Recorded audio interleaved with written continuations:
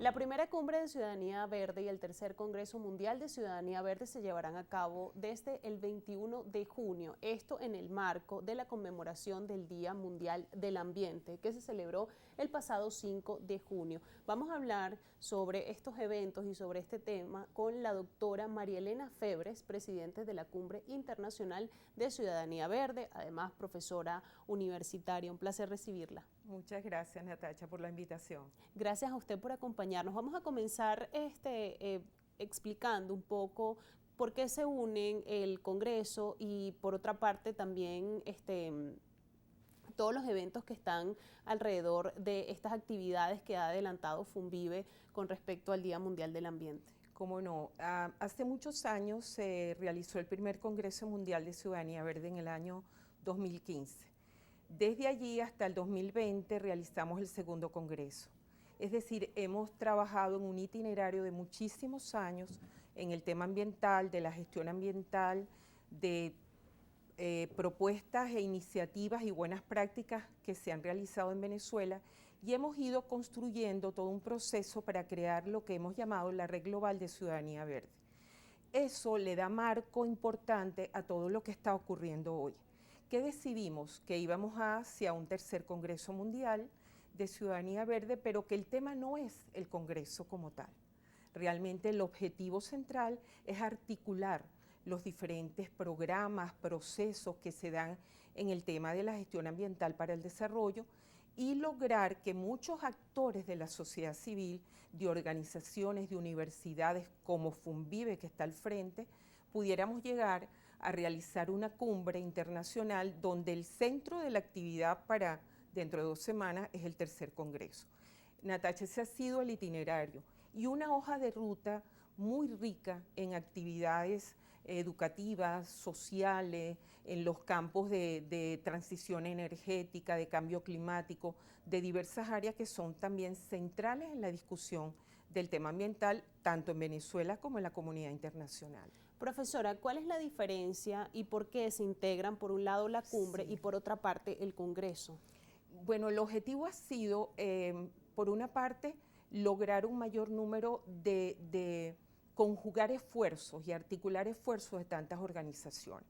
Es decir, no tiene sentido que universidades, escuelas, fundaciones, ONG, estemos trabajando todos con el sentido de crear realmente un proceso de desarrollo sustentable para el país en medio de la realidad mundial tan compleja que tenemos en materia socioambiental, estar separados, digamos, trabajando unos y otros en diversas áreas.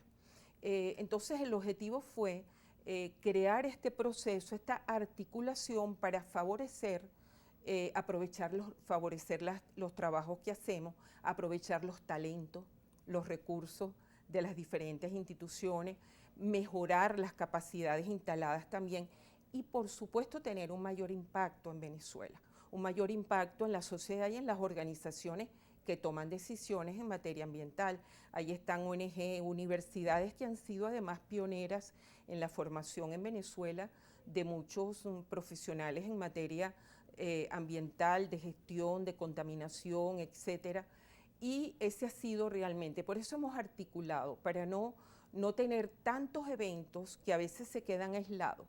Tú sabes muy bien, Natacha, que se quedan en documentos, en manifiestos y no los llevamos realmente a la práctica. Y hay una demanda en materia ambiental internacional, regional y local que organizaciones como las nuestras deben estar estamos muy comprometidas con la demanda de la sociedad y de la comunidad al sector ambiental. Profesora, ¿cómo se va a llevar a cabo el Congreso y cuál es la visión estratégica del mismo? Sí, bueno, mira, hemos preparado un congreso, iniciamos en Valencia, Valencia es la ciudad que nos va a acoger, ya es la segunda oportunidad, estuvimos en el 2015 con un congreso mundial realmente excepcional, recordado internacionalmente y debido a la pandemia, el segundo congreso lo realizamos vía virtual, con un éxito también y con una participación internacional de organismos internacionales, universidades, industrias, empresas, etc.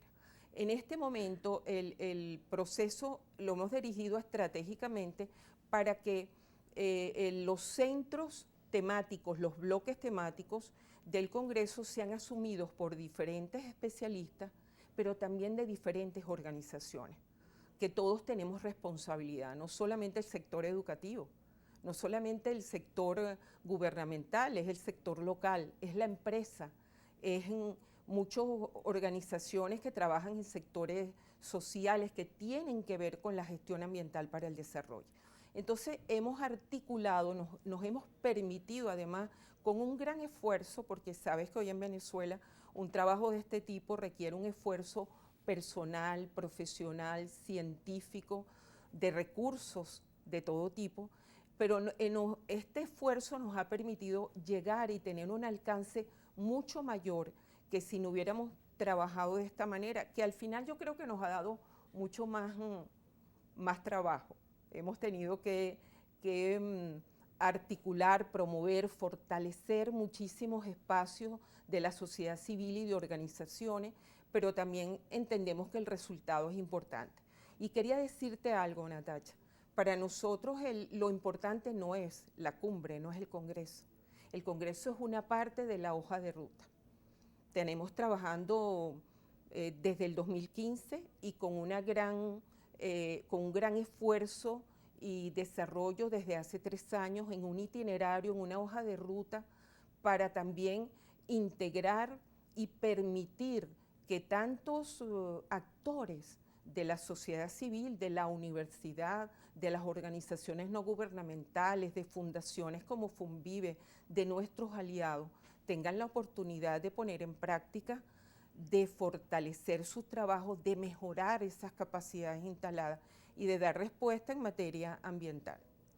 Profesora, en este sentido y en función de su experiencia como educadora, además enfocada en el medio ambiente, ¿cuáles son los pilares fundamentales de la educación medioambiental? Yo he trabajado casi toda mi vida en educación ambiental y hoy lo denominamos educación para el desarrollo sustentable.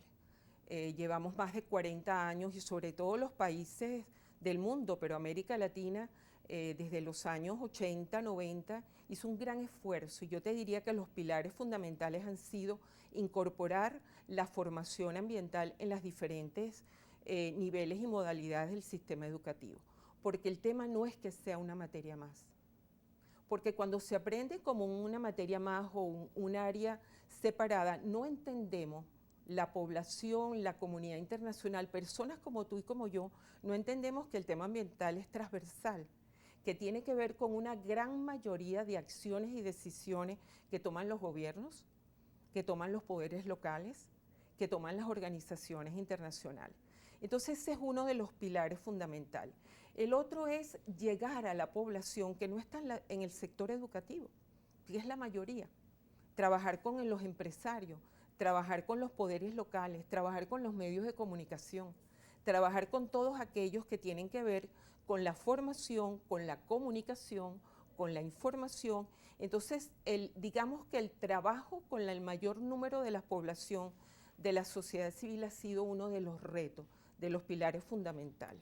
El otro es que no se va a dar educación ambiental solamente porque nosotros formemos a la población, sino que tienen que haber realmente los escenarios de participación, los escenarios legales, geopolíticos, educativos y sociales que permitan a la población, a personas como tú y como yo, tú como comunicadora de un medio como Brújula Internacional, que puede llegar y llega a tantos sectores de Venezuela y de la comunidad internacional, porque estoy seguro que en este momento mucha gente está conectada por la vía de las redes sociales, llegar con la información debida. Y creo que ahí hay que anotar otro de esos pilares, porque son muchos, solamente hablamos hoy de 4, que esto es un tema científico. Esto es un tema que requiere verdadera información. Sobre el tema ambiental se habla mucho y se habla a veces sin conocer de él. Se toman decisiones sin entender la capacidad de carga de los ecosistemas, lo que podemos hacer en un ámbito del mundo y cómo eso puede afectar al resto de la humanidad. desconocemos y no reconocemos que los procesos ambientales de contaminación, por ejemplo, tienen un efecto no en el lugar, tienen un efecto en todo el planeta. Entonces, yo creo que ahí estarían 4 de los principales pilares y que los gobiernos entiendan, los estados, de que la educación es una inversión y que no es a corto plazo. Esto es un proceso de mediano y de largo plazo, porque formas a ciudadanos desde pequeños hasta que se insertan en cualquier campo laboral en la sociedad. Además, el esfuerzo de crear conciencia en la sociedad toma mucho tiempo y con iniciativas que además, como las que tiene Funvive, yo creo que somos afortunados en el país de tener iniciativas como esta. Doctora, me corresponde ya despedir esta entrevista, pero le dejo además las pantallas de Globovisión para que invite a todas las personas que estén interesadas a ser parte de todas estas actividades que tiene pensada Funvice en el marco del aniversario del Día Mundial del Ambiente. Cómo no, pues yo invito a todos a que nos acompañen, a todos los profesionales, organizaciones del país, universidades, y han sido muchos expertos nacionales e internacionales, ONG, vamos a ver a buenas prácticas y tenemos invitados de sectores claves del país. Los invitamos a que nos acompañen en Valencia, del 20 al 23 en el Hotel Hesperia, y por nuestra página web de Funvive van a encontrar todos los datos relacionados con el Congreso, al que estás invitada también, Natacha, y a todos para que nos acompañen, y a que nos acompañen en el resto del itinerario de trabajo de los próximos años también. Muchísimas gracias, profesora. Ha sido un placer escucharla esta tarde. Un placer para mí haber estado aquí. Gracias a usted. Conversábamos, amigos, con la profesora María Elena Febres, presidente de la Cumbre Internacional de Ciudadanía Verde, además profesora universitaria dedicada al tema de la educación medioambiental. Tras esta conversación hacemos pausa y ya regresamos.